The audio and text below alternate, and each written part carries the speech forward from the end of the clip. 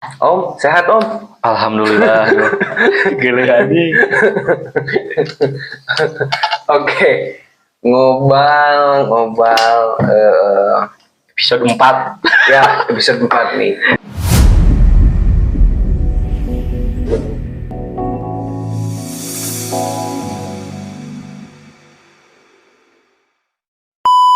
Kita coba ngobal mungkin lah ya tentang timnas Indonesia Timnas Indonesia. di ASEAN Cup kali ini. Soalnya sangat menarik dong. Menarik untuk dibahas, Menarik untuk dibahas. tapi tidak menarik untuk ditonton. Jelas. Untuk yang ASEAN Cup kali Untuk yang ini. ASEAN Cup kali ini. Indonesia sekarang berada di posisi 2 dengan 4 poin. Hasil dari 1 kali menang lawan Myanmar, imbang lawan Laos, kalah lawan Vietnam. Itu dia. Coba kita tarik dulu jauh ke belakang. Kita coba asumsikan ada apa dengan Sinteyong.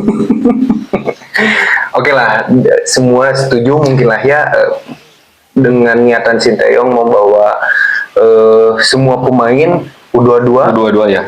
dengan rata-rata usia 20,3. Apa ya? Saya sampai bingung sama Sinteyong.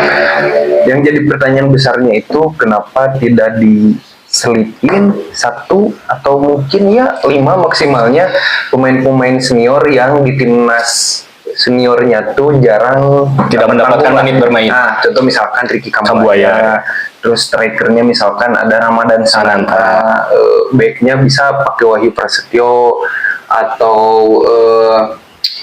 Atau kipernya mungkin bisa panggil Nadeo juga sama Hernando mungkin lah ya. Kalau nggak salah Hernando juga kayaknya cedera. Ya. Nah, pertanyaannya kan itu ya. Kenapa? Nah, sementara Sinteyong itu akhir-akhir ini tiap dia kalah, imbang, termasuk menang lawan Myanmar pun dia ngoceh-ngoceh tuh, ngeluh. Nah, yang jadi pertanyaan why-nya itu sebenarnya itu. Kenapa? Ketika di awal STY bilang kita mau memakai under 22 di AFF kali ini atau ASEAN Cup kali ini, tetapi setelah dipanggilnya pemain terus bermain juga, STY tetap menyalahkan pemain. Nah, itu nggak apa ya, nggak pasang badan mungkin. Ya, itu kan biasanya kalau pelatih ketika pemainnya melakukan blunder atau apa, mereka biasanya pasang badan kecuali si pemainnya udah nggak bisa dirubah. ya. Nah, apakah ini yang baru 2-3 pertandingan emang nggak bisa berubah nih orang Indonesia atau pemain profesional Indonesia ya? Sebenarnya kan di awal-awal dia mengeluhkan ya wajar lah ya, kita TC-nya pendek, tidak ada uji coba juga, pemain di klub profesionalnya pun dia katakan kan jarang dapat menit bermain. Nah, itu kan makanya kita pertanyakan kenapa tidak membawa ya beberapa pemain senior lah ya, minimal 5 lah mungkin ya, di tiap posisi ada gitu lah ya. Nah, kenapa gitu, sedangkan dianya mengeluhkan hal itu ya. Kalau nggak salah ngeluhinnya tentang passing. Masih di teknik dasar lah. Intinya masih di teknik dasar kayak passing, visi bermain. Ya. Nggak bisa pegang bola. Nah, itu. Apalagi di lini tengah kan ya. Di lini tengah tuh Sinteyong tuh benar-benar ngeluhkan tentang Arkan Fikri kalau nggak salah. Arkan Fikri tuh banyak yang mengkritik lah. Banyak yang mengkritik. Arkan Fikri nggak bisa menjadi metronom atau pengendali situasi lapangan tengah. Sedangkan Sinteyong tidak memanggil pemain yang tadi dulu katakan pemain senior misalnya. Tidak ada tuh pemain tengah yang senior. Sedangkan berarti yang terbilang senior dipanggil tuh Asnawi doang kali. Asnawi dengan dia kan kalau secara umur ya, secara umur dia tuh yang paling tua. Yang paling tua kan 25 tahun. Tapi kalau secara caps di timnas pertama Arhan sebenarnya yang paling banyak. Oh iya, ada Arhan yang paling banyak capsnya. Itu kan ya, terlepas dari itu kita semua sebenarnya kan kalau niat awalnya mau coba-coba pemain untuk persiapan SEA Games dan ASEAN Games, ya hasil apapun harusnya dia nggak ngeluh. Dan kalaupun misalkan ada yang kritik dari luar gitu, ya dia ikut pasang badan. Iya, harusnya seperti itu. Harusnya kan gitu. Nah, yang jadi pertanyaannya itu kan, nah itu, why STY? Kenapa? Sebenarnya ada apa dengan dia? Makin sini, makin kelihatan tuh, semakin banyak dikasih, tapi semakin manja. Manja, iya. Nah, itu kira-kira menurut Om gimana tuh? Bingung juga ya, tapi belakangan nih omongan Bung Toel tuh kayak ada benernya Iya. juga gitu. Tanpa STYO sih enggak sih sebenarnya. Enggak sih sebenarnya. Tapi ada beberapa omongan Bung Toel yang bilang apa ya, kayak pemain udah banyak naturalisasinya nih. Kalau dia masih ngeluh, kok bisa gitu? Ya, saya juga sebenarnya agaknya itu tuh. Makin sini, makin banyak denger Bung Toel ngomong. Sorry Bung Toel, makin banyak denger Bung Toel ngomong, makin ngerasa bahwa iya juga ya. Iya juga ya, kayak gitu. Ada benernya. Memang yang kita kan ngikutin timnas, mungkin lah ya salah satu yang bikin kita suka sepak bola juga lah ya, salah satunya kan timnas Indonesia ya. Kita udah ngikutin dari sangat dulu banget, hampir mungkin gak ada pelatih yang dimanjain seperti sekarang ya. Mau itu ketum PSSI menyangkal apapun, tapi memang faktanya seperti itu.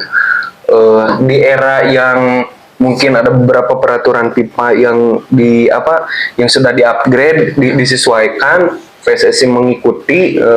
Cuman kalau kita harus jujur-jujuran ya memang benar sebenarnya bahwa baru kali ini pelatih yang benar-benar dimanja lah ya, dalam tanda kutip lah ya, dimanja. Tapi ya itu selalu kesel ketika misalkan pemain ada salahnya tuh yang mendasar loh. Kalau misalkan kayak kemarin pada saat Marcelino lawan Laos ya, timnas lawan Laos, Marcelino merah, mungkin itu yang errornya tuh Marcelino ya, bukan sistem. Tapi kalau masalah passing itu ini segala macamnya, harusnya tuh Sinteyong pasang badan kalau menurut saya ya. Kalau misalkan sistem gak jalan segala macamnya, karena pemain yang diambil yang masuk timnas pun itu berdasarkan keputusan pelatih. Iya. Nah, itu kenapa harus dia mengeluh sampai menyalahkan beberapa pemain? Nah, kayak misalkan kalau kita mau tarik undur lagi, ketika timnas Indonesia di round 3 lawan Jepang. Dia ngomong bahwa Sinteyong ngomong bahwa kalau misalkan Ragnar peluang pertama masuk, kejadiannya gak akan sampai ya 5 atau 4-0 lah ya. Nah, itu kan menurut saya ngapain dia ngomong seperti itu? Itulah. Balik lagi yang tadi ya tuh, kayak ya, yang dibilang ketika dia mengambil pemain dan pemainnya tidak perform, kenapa dia harus menyalahkan pemain tersebut? Nah, toh kan yang ambil pemain dia juga. Iya kan? Iya. Terus kalau misalkan dimanja sama PSSI mungkin ya, bisa dibilang Bapak Erick Thohir sangat the best sih menurut saya. Iyalah. Salah satu ketum PSSI yang mungkin baru kali ini lah ya kita ngerasain benar-benar dibenahi itu dari timnas, liga. Memang gak bisa kalau di Indonesia gak bisa langsung semuanya. Benar-benar satu-satu, tapi setidaknya dia dikerjakan dengan ya sangat baik, dan sampai saat ini pun kita merasa puas lah ya dengan kinerja Pak Erick dan timnya tentunya lah ya, gitulah. Sebenarnya kan kalau Sinteyong entah lah ya, mungkin nggak kalau secara psikologis dia itu sudah terbiasa enak dengan skuad pemain yang abroad. Mungkin nggak? Bisa jadi sih Dol, kayak mungkin seperti ini lah. Kayak kita aja penonton nih, karena sudah terbiasa nonton kualifikasi World Cup ronde 3, terus nonton AFF, kayak apa ya, kok kayak gini gitu. Ada muncul pertanyaan, oh Indonesia ternyata masih di sini levelnya. Nah itu dia. Ya mungkin kan sebenarnya salah satu yang bikin, yang harus kita kutip itu kan, pemain yang dibawa itu kan tidak reguler main di klubnya. Ya. Nah makanya kan kita, yang jadi pertanyaan kita pun kan, kenapa nggak ada pemain-pemain yang reguler main lah. Nyaris hanya Asnawi mungkin. Asnawi Cahaya Supriyadi itu pun di Liga 2. Kadek Ariel nggak terlalu. Terus siapa lagi? Hoki Caraka termasuk reguler di PSS Sleman.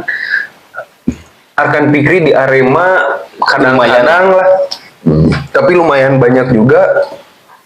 Sisanya Kakang mungkin lah ya. Kakang baru dicoba satu kali tuh,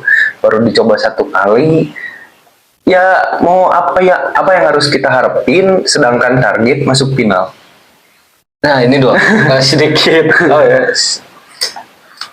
Sebenarnya beberapa kali ini tim PSSI ini meralat bahwa tidak ada target sebenarnya di AFF ini. Oh, nggak ada. Jadi Ketum pun tidak memberikan target sebenarnya. Mungkin itu juga alasan kenapa STY selama ini selalu mencari-cari komposisi yang pas. Bisa dilihat dari dua pertandingan ini selalu pemainnya ganti-ganti terus. Ganti-ganti terus.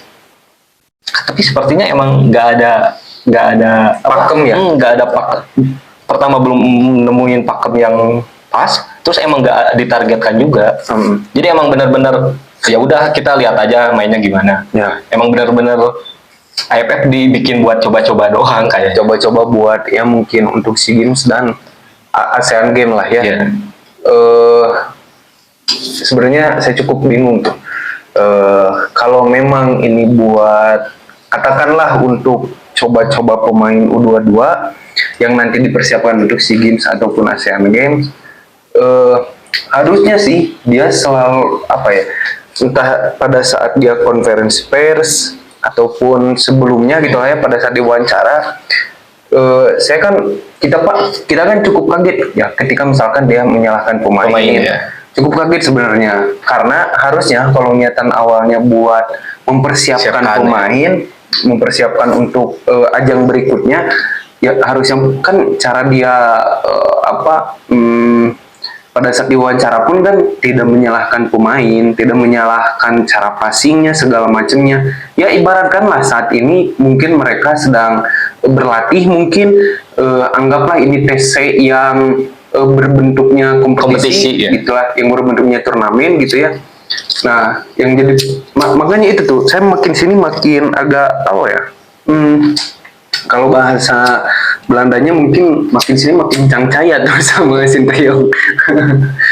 Gitulah. Tapi di luar dari itu, pertandingan terakhir lawan Vietnam sebenarnya cukup ada perubahan. Cukup ada perubahan dan kita harus patut apresiasi lah ya. Hal itu. Ditambah Vietnam full squad, lagi bagus juga mainnya, kita kalah 1-0. Itu saya rasa cukup sangat berkembang lah dari 2 pertandingan di awal. Oke, kita coba tarik tuh. Kita menang lawan Myanmar 1-0. Oh ya. Dengan keadaan main yang pertama kali setelah acak adut. Iyalah, itulah. Setelah kita, nah itu mungkin ya psikologis kita tuh sudah terbentuk bahwa balik lagi yang tadi. Kita tuh sudah terlalu sudah nyaman dengan permainan timnas di kualifikasi World Cup Ronde 3. Begitu kita lihat, kita nonton AFF atau Asian Cup ini jadi ya memang menang, tapi menangnya kan dengan cara apa ya? Kita banyak diserang juga, main sangat gerusak-gerusuk, apalagi di tengah lah ya, kelihatan sangat-sangat kelihatan banyak pemain yang grogi, termasuk di tengah Janadin Paris grogi banget, nyaris yang saya lihat yang paling oke main itu cuma Donitri Pamungkas sama kiper Cahyo Supriyadi. Kalau Ron lagi. Kalau pertandingan pertama ya. Donitri bermain sangat bagus. Dia benar-benar tidak bisa dipungkiri ya, karena awalnya dia bermain biasa dengan wingback, jadi wingback, terus dia dijadikan LCB ya. Dijadikan, pasti ada ego untuk ikut nyerang. Tapi dia sangat-sangat tahu posisinya, bahwa dia sekarang posisinya menjadi LCB, dia benar-benar diam, bisa tahan lah ya. Bisa tahan untuk menjaga kedalaman pertahanan. Nah itu yang saya suka dari Donitri Pamungkas tuh, kedewasaan bermainnya tuh tidak seperti seumuran dia yang baru umur 19 tahun. Itu yang patut kita apresiasi lah ya, dia baru umur 19 tahun, kedewasaan bermainnya tuh sangat-sangat bagus, punya visi juga, punya leadership juga. Nyaris ya kalau dilihat dari pertandingan pertama versus Myanmar, yang saya lihat bagus itu ya Cahyo Supriyadi sama Donitri Pamungkas, nyaris lah ya. Sisanya sosok lah ya, apalagi di tengah terlalu gerusak-gerusuk, main tabrak, pelanggaran, ya mungkin lah ya semua grogi karena hampir semua pemain debutan tidak ada apa ya sosok leader mungkin. Ya. Asnawi pun kan dia masuk di babak kedua ya, dan itu pun tidak sebenarnya kan ketika masuknya Rafael Strijk, Asnawi cukup merubah permainan, ya, cukup merubah permainan. Tapi ternyata kita kan sebenarnya cukup berharap tuh sama Hoki Caraka, karena kan dia termasuk salah satu pemain depan yang selalu dipanggil sama Sinteyong. Di klubnya pun dia termasuk yang reguler main. Tapi ternyata pada saat masuk timnas dia pun tidak bisa berbuat apa-apa. Ditambah lagi dengan Arkan Kakak yang mohon maaf, bukan kita mau mengecilkan Arkan Kakak. Ya kalau cuma lari-lari ya kenapa enggak panggil aja Ferdiansa sekalian ya. Iya. Kalau cuma mau untuk lari-lari kan. Aduh misalkan lah, kalau misalkan Sinteyong butuh target man lah, taruhlah misalkan asumsikan bahwa dia butuh seorang target man. Ya kenapa enggak dipanggil Sananta atau Jens Reppen. Ya. Sebenarnya kan pas babak kedua kan Arkan Kakak diganti, terus Hoki juga diganti ya. Karena kan Victor Detan masuk juga. Victor Detan ternyata cukup bagus tuh main di depan. Ya memang belum bisa menampilkan penampilan yang terbaik juga karena mungkin dia baru debut juga, tim yang baru juga. Tapi di luar dari itu, 2 pertandingan awal versus Myanmar sama versus Laos, apa yang Om lihat dari seorang Marcelino Ferdinand? Apalagi ditambah pada saat versus Laos kartu merah di kandang sendiri pula, ditahan imbang pula. Apa yang Om lihat dari pertandingan versus Laos lah? Dan gimana tanggapan Om terhadap Marcelino Ferdinand lah? Apa ya? Kenapa tuh si Marceng? Mungkin salah satunya star syndrome kali ya. Bisa dibilang mungkin ya. Saya juga nggak tahu secara pribadi kan ya, Marcelino Ferdinand seperti apa. Tapi melihat pertandingan dua pertandingan, saya melihat Marcelino sama Rafael Strijk sih. Seperti mereka tuh kayak ingin menunjukkan lah ada ego sudah termasuk pemain senior. Ya, ada ego menunjukkan nih main tuh yang bagus kayak gini. Beberapa kali Marcelino terlihat memaksakan untuk syuting. Sedangkan ya syutingnya enggak kayak gitulah. Syuting sama dribblingnya nggak ada yang. Tapi balik lagi kalau misalkan mau mengkritik, mungkin salah satunya Marceng seperti itu karena teman bermainnya atau partner bermainnya ini tidak bisa dipercaya oleh Marceng. Menurut saya seperti itu sih. Itu kan sebenarnya kan sebuah hal yang fatal juga ya, ketika di dalam tim tidak ada rasa saling percaya. Nah itu. Memang sebenarnya kan kelihatan tuh ketika Marceng banyak dribble. Sebenarnya kan yang paling kelihatan tuh dia sama Strijk ya. Oh ya, Strijk. Strijk kelihatan banget tuh pada saat lawan Laos, dribble, shoot yang flashing, ya ampun, sorry lah ya, dia bahasa Belandana kan tuh ngeceplek. Yang saya tuh ngerasa bahwa ya ini pemain tuh kenapa sih nggak nurunin ego, kita bermain untuk tim lah intinya. Bermain untuk tim. Memang mungkin pasti ada lah ya rasa rasa egois lah ya, rasa egois atau rasa percaya dirinya terlalu tinggi lah. Rasa jumawa bahwa dia tuh salah satu pemain senior yang memang usianya baru 20 tahun, tapi kalau dibanding yang lain dia termasuk yang selalu dibawa oleh Sinteyong dari round 2, round 3, dia selalu menjadi salah satu yang menjadi starter. Sama halnya juga dengan Rafael Strijk. Yang mungkin ada perasaan untuk ingin menunjukkan ke rekan-rekan yang lain bahwa ya ini saya dibanding kalian mungkin lah ya, saya yang paling senior. Soalnya kelihatan banget tuh Om, wah dia kelihatan egoisnya lah kelihatan. Sampai akhirnya dia beberapa kali kehilangan bola, melanggar pemain Laos, kartu kuning. Sebenarnya kan udah diperingatin tuh sama komentator. Hati-hati nih Marcelino. Gak lama kemudian dia naik lagi sampai akhirnya di merah. Itu pun menurut saya kelakuan bodoh. Dia nekel di pertahanan lawan. Iya, Di area pertahanan lawan. Dan itu tuh tidak membahayakan loh. sebenarnya kalau dibilang tidak membahayakan, sebenarnya enggak juga dua. Kan posisinya kita sedang nyerang, terus Mau counter attack. ya Laos mau counter attack, sedangkan pemain bertahan kita lagi di depan semua dulu. Sebenarnya lumayan berbahaya, tapi apa ya? Kalau emang benar mau bertahan dan dia inget dia sudah di kartu kuning, harusnya nggak melakukan Nah, tackle itu harusnya. Itu makanya kalau menurut saya sih keputusan yang cukup bodoh kalau dengan dia tackle yang tinggi juga Kakinya ya. Sebenarnya kan kalaupun dia si Laos counter attack, kita tuh masih ada kalau nggak salah tuh ya, kita tuh masih ada Robbie Darwis Ya, ada Robbie Darwis di belakang. atau sama Doni ya. Biasanya pada saat corner kalau Yang- Doni nggak ya. ngambil set piece berarti Doni yang bertahan. Doni yang di belakang.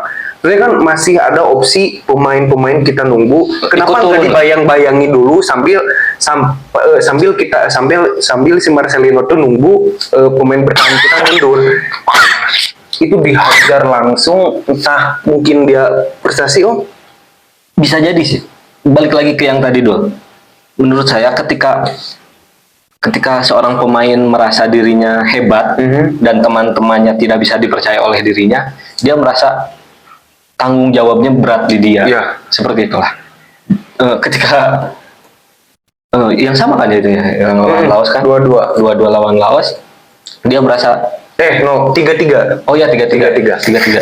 Dia merasa iya udah capek ya, stres fisik, Ya. secara fisik dan mental, pikiran dia udah capek banget. Oke. Makanya dia ngelakuin hal itu kayaknya ya. Ya, berarti kan itu termasuk. Nah, itu kan sebenarnya kan yang harus berperan tuh pelatih ya. Yang Ya, harus ya. berperan bahwa mungkin entahlah ya one on one mungkin ngobrol sama Marcelino, ini kerja tim, tidak ada kerja 1-2 pemain, menang hasilnya buat semua, kalah kalah pun ya karena semua lah ya. Ya, harusnya sih itu ada peran di ruang ganti lah ya. Tapi Di locker room. Ini dulu balik lagi ke STY kenapa? Kenapa STY? STY ini kan setelah di World Cup Round 3 kita berhasil menang dari Arab nih. Ketika itu Marcheng ini turun ke IMF kan ya? Ya. Nah, sedangkan kemarin tuh dicoba lagi kan ya, Ya. ceritanya. Waktu IMF pertandingan pertama tuh Marcheng di IMF dengan double striker Ya. Hoki Caraka sama Arkan Fikri. Ya. Nah, tapi pas di pertandingan keduanya jadi chaos lagi nih. Ya. Belum ada formasi yang apa ya? Nah itu kan apalagi kan ditambah lagi mas pertandingan kedua kan beberapa pemain dirombak lagi. Iya, dirombak lagi. Ronny Tri ternyata ditarik ke wingback lagi, ya. Sebenarnya kan kalau mau ngomongin formasi dari Sinteyong, kita juga kan bertanya-tanya itu kenapa Pratama Arhan disimpannya di wingback kanan. entah apalah ya yang ada dalam pikiran Sinteyong, mungkin untuk bisa cut inside atau apa, kita pun nggak paham lah ya. Itu mungkin yang tahu taktiknya Sinteyong lah ya. Tapi ya itulah, mungkin yang salah satu nggak jalan dari Marcheng itu mungkin ada perasaan beban tinggi, dia ngerasa bahwa harus ngebuktiin kah, atau dia harus merasa bahwa ini berjalan kalau sayanya yang ini, mungkin lah ya, ada perasaan itulah. Setelah lawan Laos 3-3 itu pun sebenarnya agak mengejutkan tuh, karena kita sempat ketinggalan dulu tuh. Yang pertama ngegolin itu kan Laos. Iya. Yang sebenarnya kan yang lebih menarik itu 3 gol yang diciptakan timnas Indonesia tuh oleh pemain belakang. Dan semuanya dari set piece. Sebenarnya mau di timnas yang AFF atau Asian Cup, mau yang di World Cup sama sebenarnya. Lebih banyak pemain bertahan yang memasukkan, yang ngegolin ya. Saya apa ya? Jadi bukan agak ragu juga sih. Bertanya-tanya lah. Jadi bertanya-tanya. latihan menyerangnya gimana sih ini sebenarnya?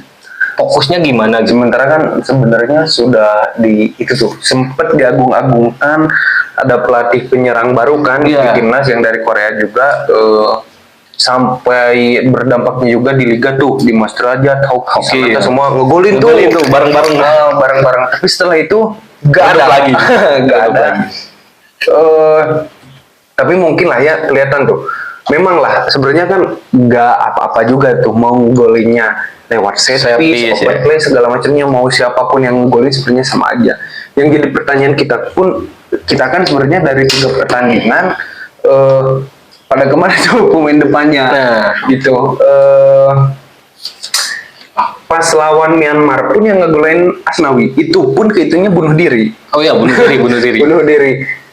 Lawan Laos dua Ferrari, satu Kadek Arel. Ya ternyata pemain depan belum pecah telur, termasuk Marceng ataupun Rafael Strike. Mungkin itulah yang harus yang jadi PR Sintayong pun jadi catatan khusus mungkin untuk pelatih penyerangnya, bagaimana para penyerang timnas Indonesia di AFF kali ini bisa memanfaatkan lah ya peluang sebaik mungkin lah. Apakah pertandingan lawan Vietnam itu bisa kita aplikasikan ketika menjamu Filipina pertandingan terakhir sampai kita bisa lolos ke semifinal? Apa ya seenggaknya lah ya bisa dipertahankan, lolos aja dulu. Bisa dipertahankan Kak pertandingan permainan ya, seperti lawan Vietnam itu. Nah itu harusnya sih ya, harusnya menurut saya ketika Marceng tidak main justru permainan Indonesia menjadi lebih hidup ya, lebih hidup menurut saya ya. Hanya jadi apa ya, saya nggak tahu nih nanti ketika terakhir lawan Filipina apakah Marceng akan turun kembali atau enggak. Kemungkinan kan turun karena kan dia tidak dari red card, dia cuma dapat kartu kuning kedua sampai merah, berarti kan cuma minus 1 pertandingan ya biasa. Kemungkinan dia turun, saya yakin Sintayong pasti menurunkan Marceng. Nah kemungkinan menurut saya tuh ya di depan tuh Marceng, Strike sama Detan. Kalau dia percaya sama Detan, dia pasti menurunkan Detan dari awal. Atau misalkan menurunkan di depannya cuma Strike sama Marcelino, ditumpuk tuh di tengah. Tapi kan ini di kandang ya, kemungkinannya kan di tengahnya akan Fikri lagi, mungkin sama Janadin Paris atau sama Rivaldo lagi. Tapi Ahmad Maulana kemarin bermain sangat bagus. Punya determinasi tinggi, bagus lah. Dia menunjukkan permainan seperti pada saat di Arema, sangat bagus. Saya cukup impresif lah lihat Ahmad Maulana, apalagi ketika membantu sisi kanan ya bersama Asnawi di tengah juga, di sisi kanan juga bagus. Cukup menarik sebenarnya Ahmad Maulana. Kira-kira menurut Om dia dipakai lagi gak dari awal di lawan Filipina nanti Sabtu? Harusnya kalau misalkan STY menggunakan double pivot, saya rasa harus main sih dia. Ahmad Maulana bersanding dengan Arkan Fikri. Nah itu yang dia pertanyaan kan sebenarnya Arkan Fikrinya dia apa gak ada lagi gitu ya kalau istilahnya di Indonesia kan di kita gelandang pengangkut air, apa nggak ada lagi ya selain Arkan Fikri? Kenapa nggak dicoba pakai 2 gelandang bertahan aja? Misalkan yang benar-benar bertahan. Ya, misalkan contoh Robi Darwis ya. Sama Ahmad Maulana mungkin, cuman kan mungkin kendalanya. Nah itu kita pakainya 5 di tengahnya. Marcelino bisa tuh turun. Jadi Marcelino yang nyalurinnya. Jadi kita pakai 2 sejajar aja itu, Ahmad Maulana sama Robi Darwis atau misalkan Rivaldo papahan sama Robi Darwis. Ahmad Maulana bisa tuh disimpan di wingback kanan ya, seperti posisi aslinya kan dia wingback kanan. Bisa juga tuh sebenarnya. Ya, menurut saya sih, balik lagi ke STY mau bermain seperti apa nanti? Apakah akan menyerang habis-habisan karena ini laga hidup dan mati kan ya? Tidak pasti kemenangan itu harga mati untuk lolos. Apakah si STY ini akan memainkan sekuat terbaiknya setelah melihat 3 pertandingan, udah kelihatan nih pakemnya mainnya kayak gini gitu. Nah itu pemain-pemain yang bisa perform sama enggak juga kan sebenarnya sudah kelihatan. Atau mau coba-coba lagi. Sebenarnya kan kalau mau coba-coba harusnya tuh ya terakhir lawan Laos tuh sudah terakhir, iya. Udah itu terakhir. Kemarin lawan Vietnam udah pakemnya itu harusnya. Tapi STY kan yang kita lihat selama ini kan selalu gonta-ganti taktik, bagus dipatahin tuh sama dia, ada aja yang digantinya. Itu kan mungkin nanti juga pada saat lawan Filipina saya yakin ada beberapa pemain yang kejutan. Tapi terlepas dari itu kita masih punya harapan lah ya, masih punya besar harapan. Nanti kan Filipina sebelum lawan kita, kalau nggak salah hari ini tuh Filipina main lawan Vietnam dulu ya. Filipina lawan Vietnam dulu. Tapi yang beratnya tuh kalaupun kita lolos, karena Vietnam tuh kalau taruhlah Vietnam menang nih lawan Filipina, dia tuh sudah dipastikan juara grup dan sudah dipastikan lolos juara grup. Yang artinya kalaupun kita lolos berarti kita berada jadi di runner up. Yang artinya akan berhadapan dengan Thailand. Thailand yang malam pun dia udah ketinggalan 2-0 oleh Singapura. Malam Thailand main gokil memang mental pemain tim juara ya. Dia sudah ketinggalan 2-0, dia bisa menyamakan kedudukan, comeback jadi 4-2 di tambahan waktu di injury time. 2 gol tercipta di injury time. Itu menurut saya yang harus patut kita tiru, punya mental seperti itu. Apa bedanya timnas Indonesia sama Thailand? Sama saja sebenarnya, karena banyak pemain muda. Bedanya di Thailand tuh diselipin beberapa 5 atau 7 pemain kalau nggak salah pemain seniornya. Ya. Nah, harusnya Indonesia pun melakukan hal yang sama. Jadi sama tuh, regenerasinya tetap ada, tapi di samping ada regenerasi tetap harus mendampingi nih anak-anak ini. Nah, itulah dibimbing lah dasarnya. Gitu. Kalau kita lolos lawan Thailand langsung, ya matilah kita. Berat lah ya. Sangat berat. Sangat berat untuk masuk final. Ya. Oh ini kecuali yang jadi pertanyaan, nanti di semifinal home away gak sih? Kalau nggak salah home away juga. Semifinal sama final home away. Oh, finalnya juga home away juga. Thailand tuh kan 2 kali ajang AFF, 2 kali berturut-turut dia juara. 2021 dia juara, yang AFF 2020 yang dilaksanakannya 2021 karena COVID. Dia juara. Yang finalnya lawan Indonesia 2022-nya dia juga juara. Kalau kali ini dia juara juga, hat-trick tuh. Oh iya, hat-trick. Tapi mudah-mudahan lah Indonesia bisa berbicara lebih ya. Bola itu kan bundar ya, tidak bisa dilihat dari di atas kertas saja. Di atas kertas, mungkin dari penyisihan grup kita memang kelabakan karena banyak pemain muda, pemain belum klub juga, masih ada beberapa pemain yang egois juga. Terlepas dari itu, saya rasa anjing kok baru burungnya di tukangan anjing gerewas aing. Cingku baru sih. Oke. Terlepas dari itu juga kita masih punya harapan yang cukup besar, minimal masuk semifinal. Seperti kalau masih ingat dulu kita pernah bikin prediksi sejauh mana Indonesia melangkah, dan prediksi saya mengatakan secara realistis kita masuk semifinal. Secara optimis saya berharap kita masuk final dan juara. Ya mungkin salah satunya bisa lah realisasi. Gitulah. Lawan Filipina nanti hari Sabtu, tapi kita lihat dulu ya malam ini Filipina versus Vietnam ya. Hasilnya seperti apa, karena itu akan mempengaruhi juga ke mental kita ya. Kayaknya kalau Vietnam menang, kita udah dipastiin lolos juga kayaknya. Enggak. Posisi Filipina itu kan poinnya 2, kita 4. Kalau misalkan Vietnam menang nih, berarti kan Filipina nyisa sama kita. Ya kalau kita kalah, poin Filipina jadi 5, kita tetap 4. Kecuali jadi minimal kita sama nanti. Jadi gak terlalu berat. Itu pun dengan catatan Laos ya tidak menang lawan Myanmar. Berarti gitu. Tetap pertandingan terakhir antara Indonesia melawan Filipina adalah pertandingan hidup dan mati. Ya. Di grup ini. Untuk semua mungkin ya, untuk Indonesia, untuk Filipina, dan kalaupun Laos misalkan taruhlah. Dan Laos Myanmar juga. Ya. Kalau Laos misalkan menang, Kalau Myanmar kemungkinan enggak lah ya. Udah gak ada. Ya, dia baru dapat 1 poin. Kalau Laos misalkan menang, berarti kan poinnya tuh 5 ya. 5. Iya, Laos. Kalau misalkan Filipina kalah, poinnya 2 tuh. Berarti kan Filipina tetap harus ngejar tuh menang lawan Indonesia. Itu yang akan seru tuh. Karena di posisi duanya kan udah ada Laos nih dengan poin 5, Indonesia 4, Filipina 2. Sementara pertandingan terakhirnya itu Indonesia lawan Filipina. Itu akan sangat seru menurut saya. Indonesia minimal sama tapi harus tentu selisih gol mungkin kita akan kalah lawan Laos. Jadi kalau Laos yang menang nanti kita harus menang. Harus menang. Gitu mungkin Om. Tapi masih ada harapan Om? Saya masih berharap sih untuk masuk semifinal lah, minimal. Semifinal lah ya. Minimal untuk masuk semifinal biar apa ya?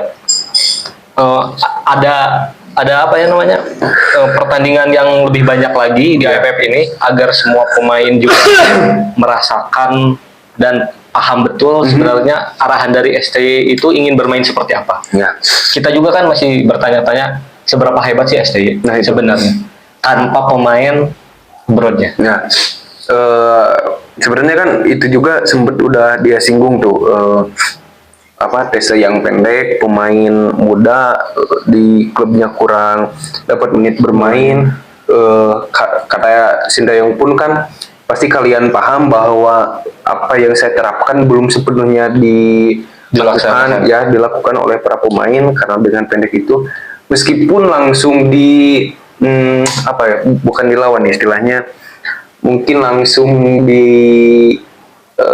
kasih paham lah ya sama Pak Erik bahwa ya jangan banyak ngoceh, fokus aja. Itu saya setuju tuh. Ya udah, jangan banyak ngomong A B C D tentang tim segala macam. Udah fokus aja ke pertandingan. Ini kan turnamen pendek juga, ya harus fokus gitu. Ini kita berharap Indonesia masuk semifinal. Mungkin gitu aja Om untuk ngobrol kali ini. Kita sama-sama berdoa lah ya, mudah-mudahan itu yang terbaik untuk timnas. Yang terbaik. Kalau yang terbaiknya cuma sampai grup stage pun nggak apa-apa sebenarnya. Terlepas dari itu, thank you Barudak masih tetap setia nonton kita. Ya. Meskipun banyak mungkin pembahasan yang kita sampaikan kurang bisa dimengerti ataupun apapun itu, bisa kalian tulis di kolom komentar. Kita bisa diskusi lah di kolom komentar. Jangan lupa juga kita ada akun TikToknya juga, sama Barudak Bola, bisa ditonton juga lah ya di TikTok. Mungkin gitu aja ya Om ya. Oke, segitu untuk hari ini ya. Thank you Barudak. Yuk, see you Barudak.